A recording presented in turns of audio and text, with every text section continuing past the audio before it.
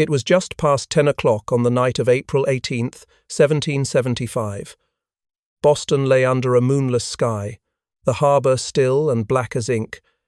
Down by the waterfront, in a quiet stable behind a tavern, a man saddled a horse with trembling hands. Across the river, the steeple of Old North Church rose against the darkness. Inside, 2 lanterns were lifted into the air, a silent signal meant for one pair of eyes. It was the sign he had been waiting for, 1 if by land and 2 if by sea. The British were crossing the Charles.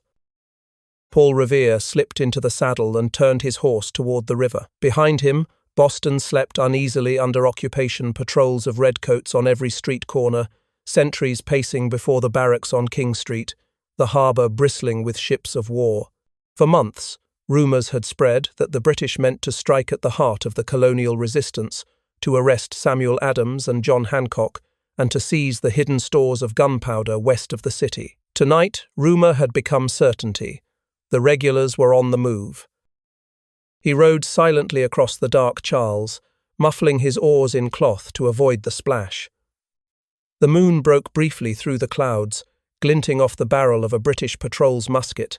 Revere froze, heart pounding. But the soldiers didn't see him. When he reached the far bank at Charlestown, his friends were waiting with a fresh horse, a sturdy brown gelding that stamped impatiently as he swung into the saddle. He looked once more at the city behind him, the faint glow of lanterns flickering in the mist, and whispered, "It's begun." Then he spurred forward into the night. The road stretched ahead, winding through the Massachusetts countryside over the Mystic River, past Medford, toward Lexington. Revere rode hard, the cold air cutting through his coat, hooves striking sparks from the frozen ground. At every farmhouse, he shouted the warning that would echo through generations: "The regulars are coming out." Windows flew open, candles flared. Men grabbed muskets from their mantles.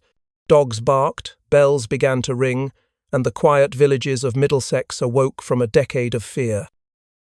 By midnight, the alarm was spreading faster than any army could march. Other riders, William Dawes, Samuel Prescott, took up the cry, racing through the crossroads and backroads of Massachusetts. The message was no longer Revere's alone.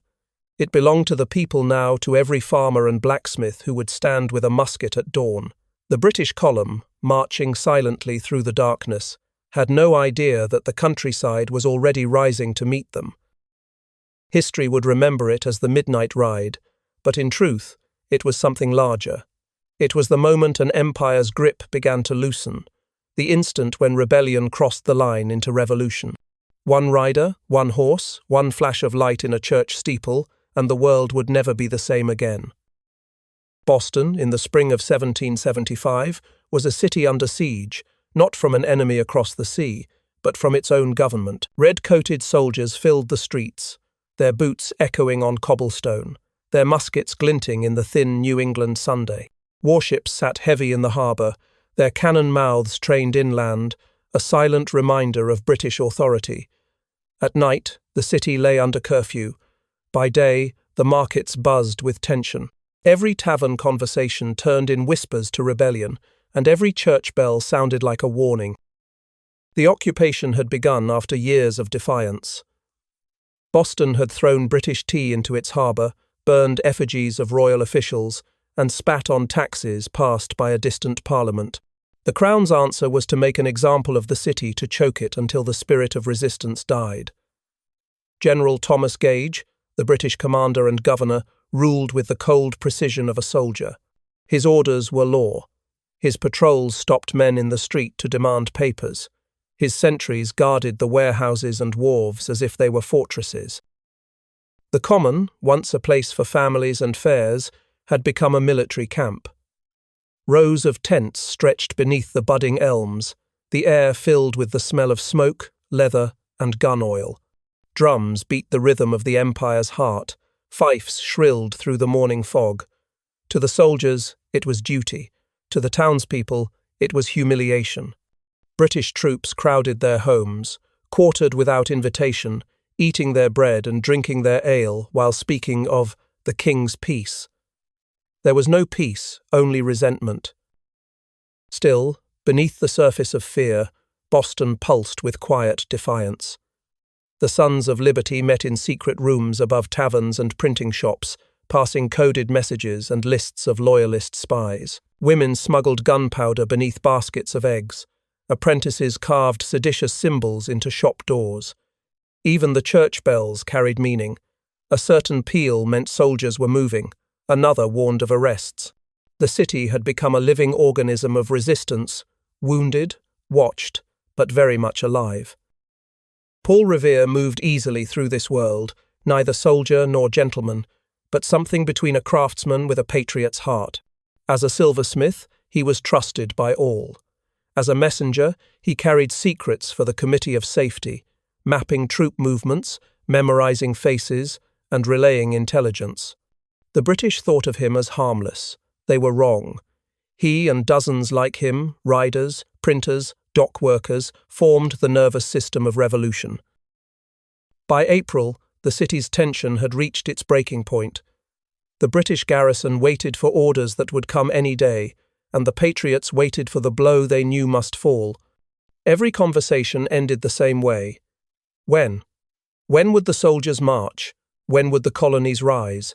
When would the first shot be fired? No one could answer. But every man and woman in Boston knew it was coming, and that once it did, nothing would ever go back to the way it was. In the narrow streets of Boston's North End, Paul Revere's forge burned late into the night. Sparks from his hammer lit the dim workshop, glinting off the silver bowls and buckles that made his trade respectable. To his neighbours, he was a craftsman and businessman, a man of steady hands and modest ambition. But beneath the hum of his tools lay a different purpose. Revere was not just shaping silver, he was shaping a revolution. He was born in 1735, the son of a French Huguenot artisan who had fled persecution to find freedom in New England. The lessons of that exile stayed with him. From his father, Revere inherited both his craft and a quiet defiance toward tyranny. By the time he came of age, Boston was no longer a free city of traders and thinkers, but a garrison under British rule.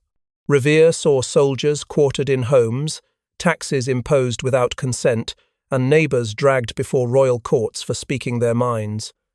His world of silver and commerce had collided with empire. Unlike fiery orators like Samuel Adams, Revere was no politician. His power lay in movement, in trust. The North End was his map, its alleys and shops the arteries through which information flowed. He carried messages for the committees of correspondence and the Sons of Liberty, memorizing details of troop placements and ship movements. His engravings, meant for newspapers and pamphlets, became weapons in print, spreading outrage over events like the Boston Massacre with searing imagery that no speech could rival. Revere's patriotism was not born of glory but of duty. He worked by candlelight, attending secret meetings after long days at his bench, financing the cause with the profits of his trade. His shop became a gathering place for artisans, printers, and merchants, men who trusted one another more than they trusted their government. To them, Revere was dependable, level-headed, and utterly fearless. When others hesitated, he volunteered to ride. When others argued, he acted. He knew the risks. British spies watched every meeting house, and informants haunted the taverns. Arrest meant ruin. A single misstep could cost him his livelihood or his life. Yet Revere kept going, convinced that the colonies stood at a moment from which there would be no return. "We are not safe," he once wrote, "until we are free."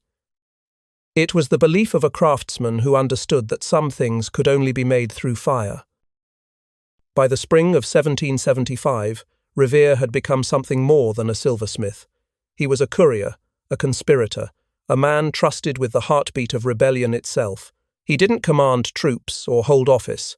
His work was quieter, but no less vital.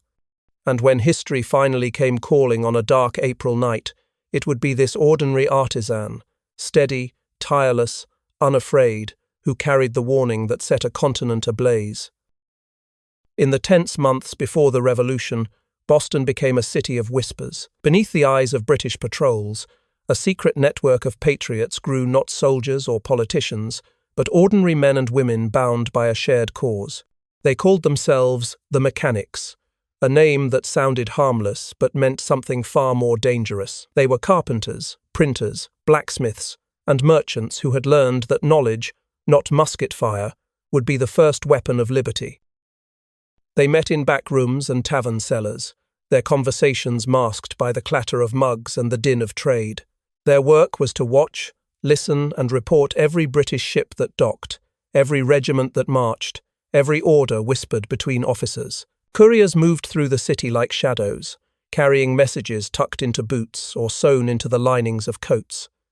Some used invisible ink, others memorized entire reports so no paper could betray them. They were spies before the word existed for patriots. The network's reach extended far beyond Boston's narrow streets. Printers like Benjamin Eades and John Gill turned raw intelligence into revolution, publishing the Boston Gazette with coded warnings and carefully chosen words. Shopkeepers passed those papers hand to hand, spreading outrage like wildfire. Housewives and servants, often overlooked by the British, smuggled notes in baskets and laundry. Every class, every trade, had its part to play. It was a republic of information, long before it became a republic of laws. Paul Revere was one of their key couriers, the man who turned rumour into action. By day, he crafted silver. By night, he carried intelligence between patriots and towns across Massachusetts. He memorized what he could not write, and trusted only those whose loyalty was proven by silence. His network spanned taverns, farms, and ferry crossings, a web so intricate that when the British finally moved toward Concord, the countryside was already awake and armed. Their greatest advantage was invisibility. The British saw the rebellious elite, Adams, Hancock, and the fiery orators, but they never noticed the mechanics, the silent hands behind the curtain. A cooper tapping barrels in the wharf might be counting crates of musket powder. A tailor fitting an officer's coat might be listening for troop numbers. The Empire never realized it was being watched from within its own garrisoned city. When the lanterns rose in the Old North Church that April night, it was not a sudden miracle. It was the culmination of years of unseen labour, of small risks taken by people whose names history barely remembers. These were the men and women who built the nervous system of the Revolution, invisible, tireless, and essential. Their whispers became signals, their signals became movement, and their movement became the birth of a nation. General Thomas Gage sat in his headquarters on Boston Common, the air heavy with pipe smoke and silence. Outside, the city murmured under curfew. Inside, he studied a map of Massachusetts, its rivers and roads inked with routes toward Concord. For months, Gage had watched the colonies slip further from control, the tea riots, the boycotts, the militias drilling in open defiance. London demanded action. The order was clear: seize the rebel powder, scatter their assembly, and bring Samuel Adams and John Hancock to heel. It was to be swift, quiet, decisive, the blow that would end rebellion before it became a war. He trusted almost no one. Even among his officers, loyalty had shades of doubt. The colonists were not a foreign people, but cousins and spies were everywhere. The Mechanics, as the Patriots called their network, had infiltrated nearly every corner of Boston, so Gage planned in near secrecy. Only a handful of aides knew the full order. On the night of April 18th, 1775, 800 regulars would march under cover of darkness, cross the Charles River, and advance on Concord. There they would destroy the hidden stores of powder and arrest the rebel leaders before the countryside could rise. The plan was sound in theory. The British regulars were disciplined, well-armed, and accustomed to precision. The colonials, Gage believed, were disorganized farmers, loud in taverns but cowardly under fire. A single blow, clean and decisive, would restore order. He wrote to London that the rebellion was a matter of a few misguided men, and that one sharp lesson would bring the rest to obedience. Yet beneath his confidence, doubt lingered. He knew these New Englanders. They were stubborn, proud, and armed. If the first shot was fired, he could not predict where it would end. The troops gathered quietly at the foot of the common, their bayonets glinting in the moonlight, Orders were whispered, not shouted. Boats waited at the shore to ferry them across to Cambridge. Officers moved among the ranks, instructing them to seize the bridges, to cut off any messengers, to avoid unnecessary bloodshed. The king's army was marching not to fight a battle, but to prevent one, or so they believed. Across the river, however, the very secrecy Gage prized was already slipping away. His servants whispered to sympathizers. His wife, an American by birth, was suspected of warning the rebels. Word passed quietly through Boston's back streets, through taverns and workshops, until it reached one man in particular, a silversmith with a borrowed horse and a mission that would outlast the Empire. By midnight, the British were on the move, their boots striking softly on the damp road. Ahead of them, unseen in the dark, the countryside was already stirring. The powder they sought was gone, the alarm already spreading. The regulars were marching into history and into the trap their own caution had set. The fuse of rebellion had been lit, and nothing could put it out now. The bell tower of Old North Church loomed black against the April sky, its steeple rising above the sleeping city like a sentinel. Inside, the air was thick with dust and candle smoke, as two men climbed the narrow wooden stairs, their footsteps muffled by fear and purpose. Below them, Boston lay silent, the streets empty, the harbour glimmering with the faint outline of British warships. It was just past 10 on the night of April 18th, 1775. The signal that would change the world was about to shine. Paul Revere had already crossed the river to Charlestown, but before he left, he gave his instructions clearly. If the regulars march by land, hang one lantern. If they go by sea, two. It was simple, quick, and deadly precise, the kind of plan only men accustomed to secrecy could devise. The Patriots could not rely on couriers alone. The British might cut every road. Light was faster than any horse. From the Tower of Old North, the truth could leap the Charles in an instant. Up in the belfry, Robert Newman, the church sexton, and Captain John Pulling worked quickly. They reached the small window that faced the river, the city lights faint behind them, and unwrapped 2 tin lanterns. Newman struck the flint. A spark caught, then another, until 2 flames burned steady against the dark. For a moment, they stood there silent, reverent, knowing that once those lights shone, there would be no turning back. Across the water, in the fields of Charlestown, Patriot watchers saw the glow. 2 lanterns. The British were crossing the river, coming by sea, across the Charles, bound for Lexington and Concord. Within minutes, riders were in motion. Horses were saddled, muskets loaded, and the first links of a human chain that would stretch across Massachusetts began to move. The alarm would reach 30 towns before morning. Inside Boston, the lanterns burned for less than a minute. The men extinguished them, hurried back down the tower, and disappeared into the narrow streets. British patrols were already stirring. Someone had noticed movement in the church. Newman fled through a side door, evading capture by seconds.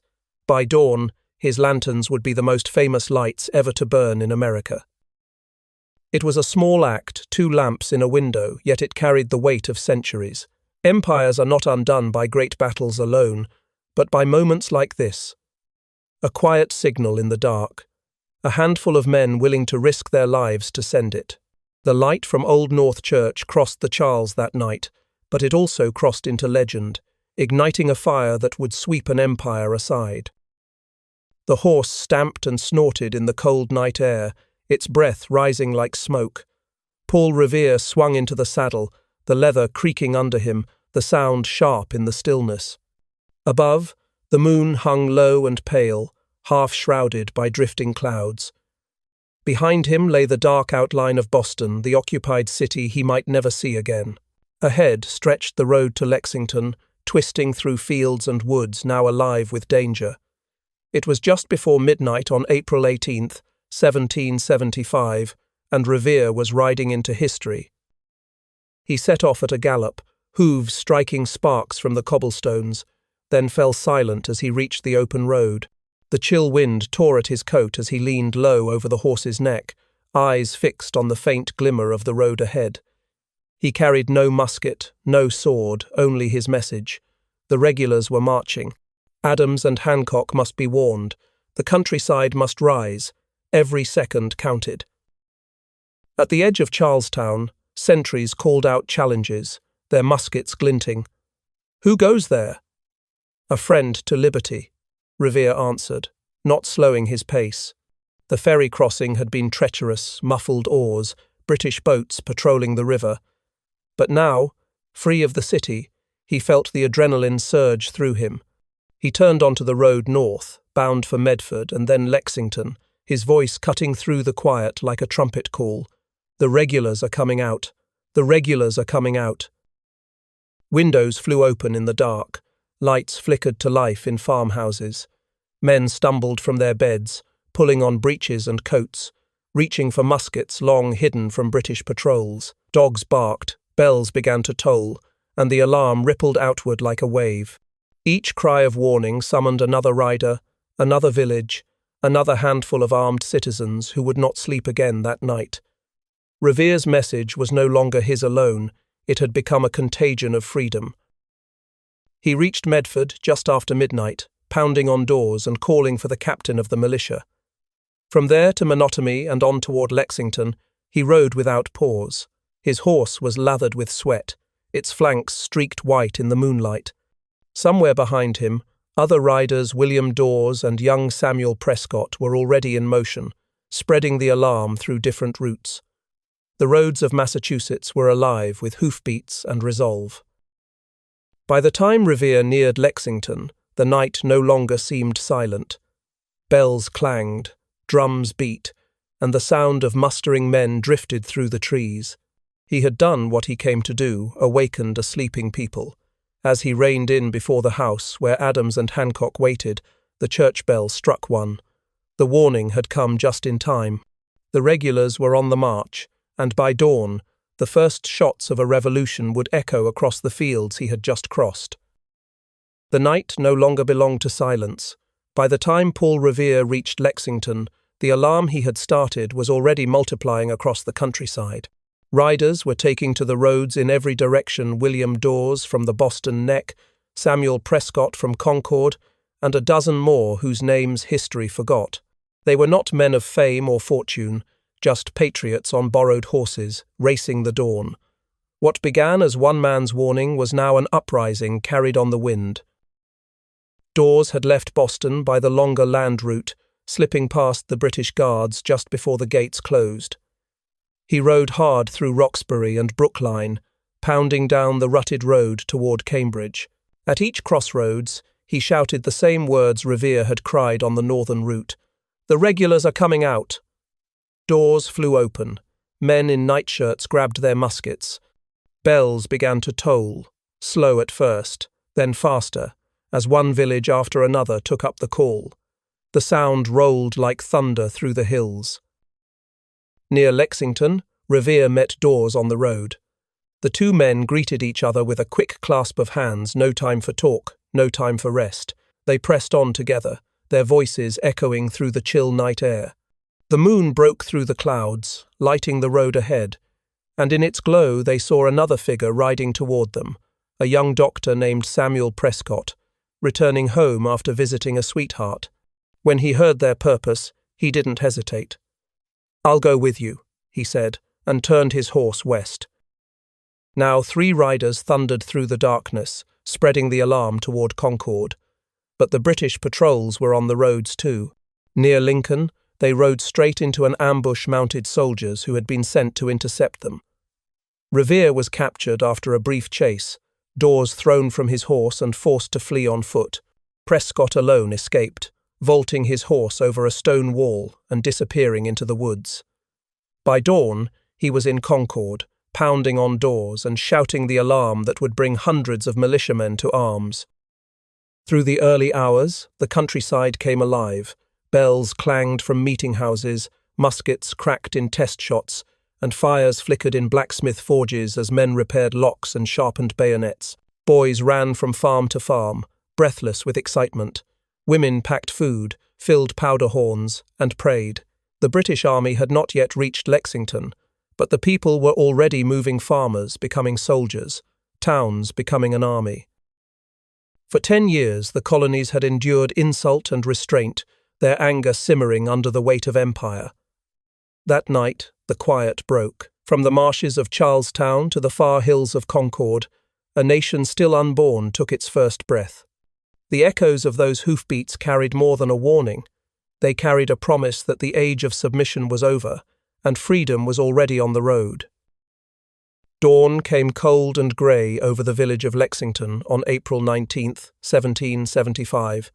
Mist clung to the meadows, and the chill of night still hung in the air. On the green, 70 colonial militiamen stood in a ragged line, farmers, shopkeepers, and fathers who had left their fields and hearths at the sound of the midnight alarm. Their coats were mismatched, their muskets old, but their purpose was clear. Down the road from Boston, 700 British regulars were marching toward them, their red coats bright even in the morning haze. The militia's captain, John Parker, was a man dying of consumption, too weak to shout but too proud to stay home. "Stand your ground," he told his men quietly. "Don't fire unless fired upon, but if they mean to have a war, let it begin here."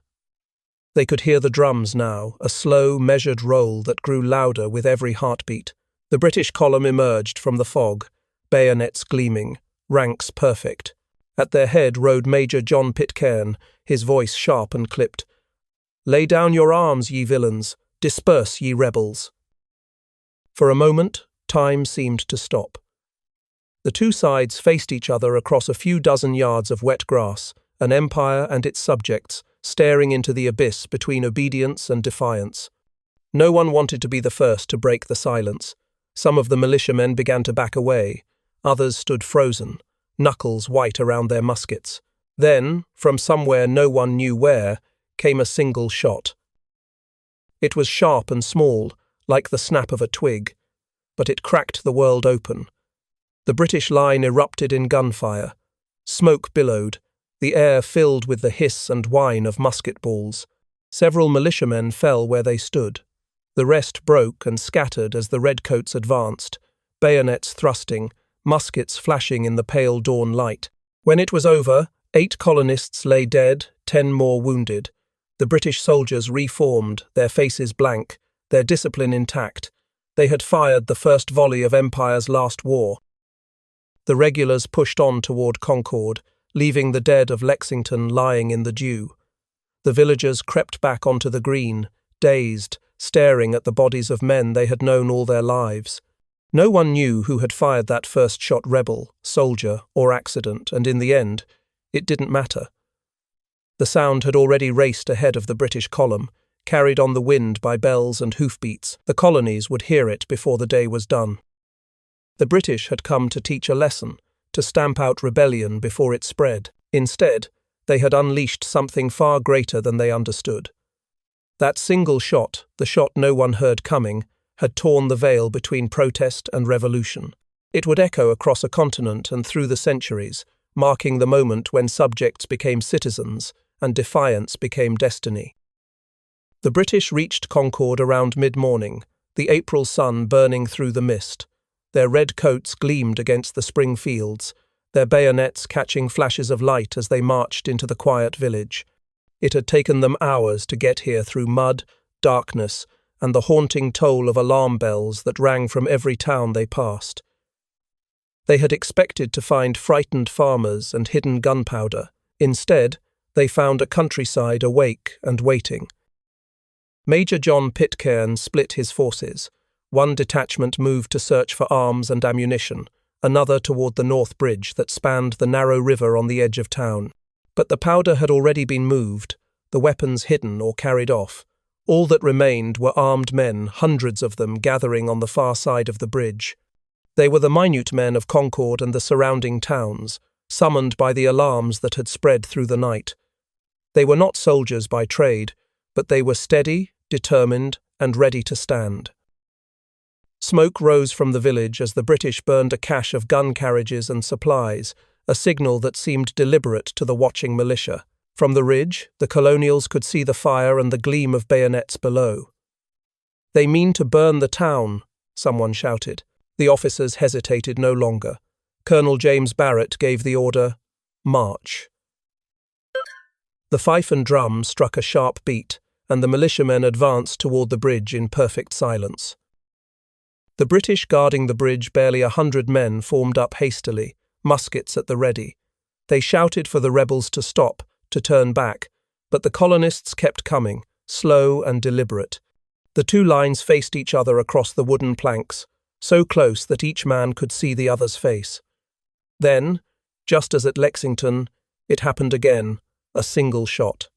No one knew who fired it, but in an instant, both sides unleashed their volleys. The smoke rolled thick across the river. When it cleared, 2 British soldiers lay dead, several wounded, and the red line was breaking. It was the first time in the long history of the British Empire that its regular troops had been driven back by their own colonists. The soldiers retreated across the bridge, firing as they went, pursued by men who had been farmers an hour before. The redcoats fell back into Concord proper, shaken and stunned. For the colonists on the ridge, it was a moment of revelation. The mighty army of the Crown could bleed. The countryside was alive now, thousands of armed men converging from every direction. The British officers gathered their forces, realizing too late that the march to Concord had become a retreat from it. Ahead lay 16 miles of hostile road and a people who had traded fear for fury. The day that had begun with Empire's arrogance was ending in Empire's flight. The revolution was no longer an idea. It had drawn its first blood. The British column turned east toward Boston just before noon, drums beating, ranks reforming under the spring Sunday. They had come to teach obedience, but now they were bleeding, weary, and miles from safety. Behind them, smoke still rose from Concord. Ahead, every farmhouse, every bend in the road, hid unseen eyes and steady hands. The long march back had begun 16 miles through a countryside that no longer feared them. At first, the redcoats kept their order, bayonets fixed, their bright coats and polished muskets gleaming like defiance. But the road narrowed between stone walls and trees budding with the first green of spring. From behind those walls came the first shot, then another, and another. Muskets cracked from every direction, invisible marksmen firing from orchards, barns, and churchyards. The British fired back blindly, volleys into the trees, into the smoke. For the first time, their perfect discipline began to unravel. These were not armies meeting on open ground. This was the land itself rising against them. Farmers left their ploughs, blacksmiths their forges, boys their school books, each man taking up his musket and stepping into the fight. They moved like ghosts, firing, vanishing, reappearing a mile ahead. At Merriam's Corner, the British rear guard faltered under a storm of lead. At Brooks Hill, a volley cut down officers in their tracks. Every turn in the road brought fresh fire. Every bridge, another ambush. The red line became a blur of smoke and exhaustion. Men staggered, their canteens empty, their ammunition running low. Officers shouted to keep formation, but the steady rhythm of the march was gone. At Menotomy, the fighting spilled into the houses themselves. Muskets fired from windows, bayonets stabbing through doors. It was brutal, close, and merciless. The British were not fighting an army. They were fighting a people. By mid-afternoon, the retreat was near collapse. Bodies lined the road, red and blue mingled in the dust. The air was thick with the smell of gunpowder and blood. Only when reinforcements from Boston, 1,000 fresh troops under Lord Percy, arrived with cannon, did the retreating column find a moment's reprieve. The guns roared, scattering the militiamen, and for the first time since dawn, the British had breathing room. They pressed on, step by step, back toward the city they had left in confidence and were now fleeing in fear. When the shattered column finally reached the safety of Charlestown at sunset, the day's toll was staggering, nearly 300 British dead or wounded. The colonists had lost fewer than 100, but the numbers mattered less than what they proved. The world's greatest army had been humbled by farmers with muskets, by courage born of conviction. The long road back from Concord was more than a retreat, it was the beginning of a revolution. The Empire's march was over, the people's march had just begun. By the time the sun rose on April 20th, 1775, the roads of Massachusetts were no longer country lanes, they were arteries of revolution. From every direction, men were marching toward Boston, muskets on their shoulders, powder horns at their sides. They came from farms, from workshops, from fishing villages along the coast. Some wore uniforms of old militia companies, most wore homespun coats, but all carried the same purpose. The news of Lexington and Concord had spread like wildfire. The Empire had drawn blood, and now the colonies would answer. By the thousands they gathered on the hills outside Boston, an army in everything but name. No one had ordered them to come. They came because they understood that the time for petitions and speeches was over. The fight that had begun with a midnight ride and a single shot now demanded permanence, discipline, and unity. Men who had never taken orders now stood in lines, building entrenchments, cleaning muskets, and waiting for the next move. Inside Boston, the British found themselves trapped. General Gage's army, the pride of the Empire, was bottled up behind its own fortifications, hemmed in by militia who had once been its subjects. Ships in the harbour kept the garrison supplied, but the land was lost. Every road, every bridge, every hill was held by men who no longer recognized the king's authority. The siege of Boston had begun, improvised and unplanned, yet absolute. What had been rebellion was now war. The colonies, scattered and divided only days before, began to move as one. Couriers raced to Philadelphia to carry the news to the Continental Congress. From New Hampshire to Virginia, militias drilled and armed. Powder mills worked through the night, blacksmiths hammered out bayonets and flints. Even as ministers preached restraint, their congregations were melting down church bells into bullets. The question was no longer whether to fight, it was how to win. In the camps around Boston, leadership began to form out of chaos. Men like Israel Putnam, Artemus Ward, and Nathaniel Greene organized the raw volunteers into regiments.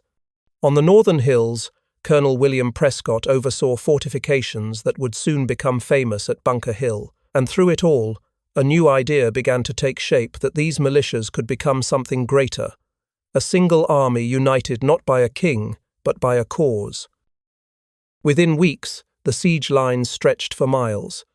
Campfires dotted the hills like stars, drums echoed across the fields, and sentries stood watch where farmers had ploughed only a month before. The smell of wood smoke and gunpowder hung in the spring air. The world had shifted on its axis, the king's soldiers were surrounded, and a nation still unborn was learning to fight. What began as defiance had become determination. The rebellion was no longer theory. It was war. Boston, in the spring of 1775, was a city under lock and key. The narrow streets that once bustled with trade and laughter now echoed with the tramp of boots and the bark of orders. Red-coated sentries stood at every corner, muskets gleaming, eyes cold with exhaustion. Inside the town, thousands of British soldiers and loyalist families huddled together, cut off by land and hemmed in by sea. Beyond the city's outskirts, on every hill and ridge, the colonial militias kept their silent vigil, an unbroken ring of defiance. Boston had become a prison, and the Empire its captive. Supplies dwindled quickly. Fresh meat vanished from the markets, bread was rationed, and fever spread in the cramped quarters near the wharves. Civilians pleaded with the army for food, while soldiers grew restless, forced to watch an enemy they had once scorned build fortifications within sight of their own. For General Thomas Gage, it was a humiliation unlike any he had known, the greatest army on earth, trapped by farmers and blacksmiths. Each sunrise brought new tents on the horizon, more muskets glinting in the morning light. The siege was tightening, and with it came the unbearable truth. The rebellion was no longer a riot, it was an organized resistance. Inside the besieged city, tempers flared. Loyalists whispered of betrayal and escape. Patriots who had been unable to flee before the fighting began faced suspicion, imprisonment, or worse. British officers, once so confident, now spoke of the colonists with grudging respect. "They are not the rabble we believed them to be," one wrote. "They fight like men who mean to be free." The arrogance that had carried the redcoats into Lexington had died somewhere on the road back from Concord. In its place was something colder: fear. Beyond Boston, the news spread like wildfire. Couriers galloped south through Connecticut and New York, west into Pennsylvania and Virginia, shouting the impossible truth: the British army had been beaten back.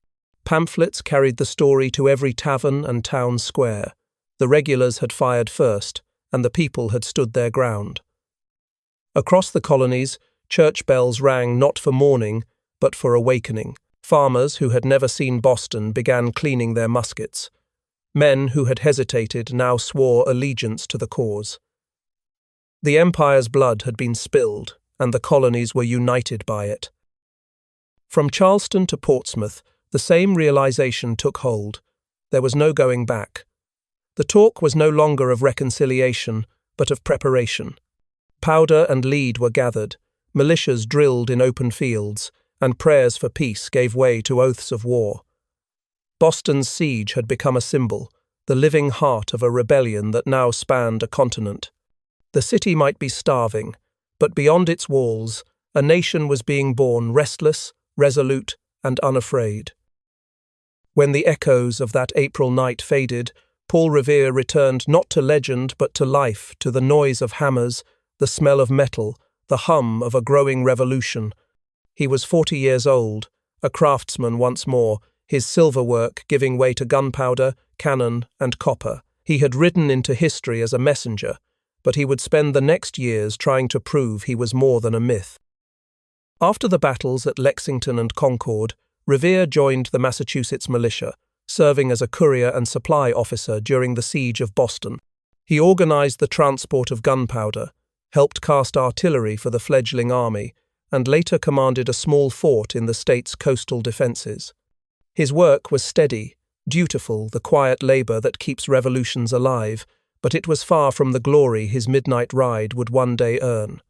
When he was accused, unjustly, of cowardice after a failed Penobscot expedition, Revere demanded a court-martial to clear his name. It was granted, and he was exonerated. Yet the shadow lingered, a reminder that even patriots could fall victim to politics. In peace, he turned again to industry. His silver shop became a foundry, his foundry a forge for a new nation's future. He cast church bells that rang across New England, rolled copper for the hulls of warships, and helped lay the foundation for American manufacturing.